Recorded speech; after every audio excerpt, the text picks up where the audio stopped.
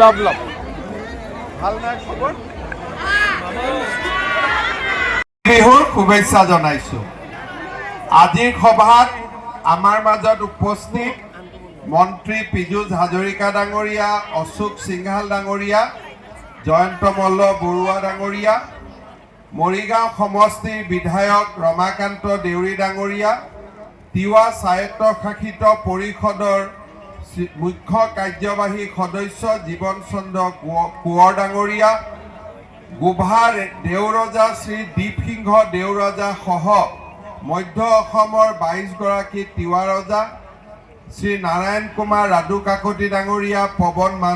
Manta ডাঙৰীয়া D উফিং মাছলাই ডাঙৰীয়া আদি আমি সকলোৱে জানো যে আমাৰ জোনবিল মেলা এটা অসমৰ অতি পুৰণি ঐতিহ্য আৰু পৰম্পৰাৰ ই এক সুন্দৰ চানেকি বহন কৰে প্ৰতি বছৰে পাহাৰৰ পৰা আমাৰ মামা মামীসকল আহে বিভিন্ন বয় বস্তু তেখেতসকলে লৈ আহে আৰু ভৈয়ামৰ তিৱাসকলেও তেওঁলোকক বিভিন্ন ধৰণে প্ৰয়োজনীয় বস্তু যোগান ধৰি পুনৰ নিজ বাসস্থানলৈ তেওঁলোকক বিদায় দিয়ে এই জোনবিল মেলাৰ এই সময়ছোৱাত তিৱা জাতিৰ লোকসকলে আকৌ এবাৰ মিলিত হয় আমাৰ জাতিৰ গৌৰৱময় ঐতিহ্যক আমি সোঁৱৰণ কৰোঁ আৰু একতা আৰু সমন্বয়ৰ বান্ধোনেৰে তিৱা জাতিটোক আগুৱাই লৈ যোৱাৰ বাবে আমি সংকল্পবদ্ধ হওঁ আজি এই জোনবিল মেলাৰ পবিত্ৰ দিনটোত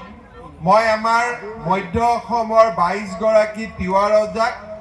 মই ধন্যবাদ জনাইছোঁ কৃতজ্ঞতা জনাইছোঁ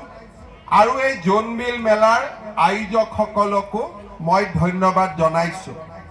অলপ আগতে মৰিগাঁৱত আমাৰ চৰকাৰৰ কেবিনেট বৈঠক অনুষ্ঠিত হৈছিল যোৱাবাৰ আমি জোনবিল মেলাত আহোঁতে জোনবিল মেলা সমিতিক এই মাটিখিনি লাহে লাহে কিনি দিয়াৰ আমি প্ৰতিশ্ৰুতি দিছিলোঁ আজি আমি সেই কামত বহুখিনি সফল হ'ব পাৰিছোঁ অলপ আগতে মৰিগাঁৱৰ কেবিনেটত মই ঘোষণা কৰিছিলোঁ যে আমাৰ এই সুন্দৰ মঞ্চ আৰু সুন্দৰ এটা সভাঘৰ নিৰ্মাণৰ বাবে জোনবিল মেলাৰ বাবে অসম চৰকাৰে 5 কোটি টকাৰ এটা অনুদান আগবঢ়াব ইতিমধ্যে মৰিগাঁৱত মই ঘোষণা কৰিছোঁ আৰু ইয়াতে মই এই কথাটো আকৌ এবাৰ আপোনালোকৰ আগত ঘোষণা কৰিছোঁ মই আশা কৰোঁ যে লাহে লাহে আমি মেলাৰ পৰিসৰ বৃদ্ধি কৰিম স্থায়ী ঘৰবাৰী আমি বনাব পাৰিম আৰু মেলাখনৰ পৰিৱেশটো আৰু অধিক ধুনীয়া কৰি লৈ গৈ থাকিব পাৰিম কাৰণ জোনবিল মেলা সমগ্ৰ অসমৰে এক মহান ঐতিহ্য আৰু এই ঐতিহ্যটোক আমি সদায় জীয়াই ৰাখিব খোজো মই বিশেষ বক্তব্য দিব নোখোজো আজি আমাৰ কেইবাটাও মৰিগাঁও জিলাত কাৰ্যসূচী আছে মই জোনবিল মেলাৰ সফলতা কামনা কৰিছোঁ আৰু তিৱা জাতি কৃষ্টি সংস্কৃতি ৰক্ষাৰ বাবে আমি সকলো প্ৰকাৰৰ কাম কৰিবৰ বাবে প্ৰতিশ্ৰুতিবদ্ধ হৈ থাকিম পুনৰ এবাৰ তিৱা ৰাইজৰ লগতে সমগ্ৰ উপস্থিত ৰাইজক মই মোৰ ধন্যবাদ আৰু কৃতজ্ঞতা জনাই মই মোৰ বক্তব্যৰ সামৰণি মাৰিছোঁ ধন্যবাদ জয় হিন্দ বন্দে মাতৰম মেলাত অহাৰ সৌভাগ্য হ'ল এই জোনবিল মেলাই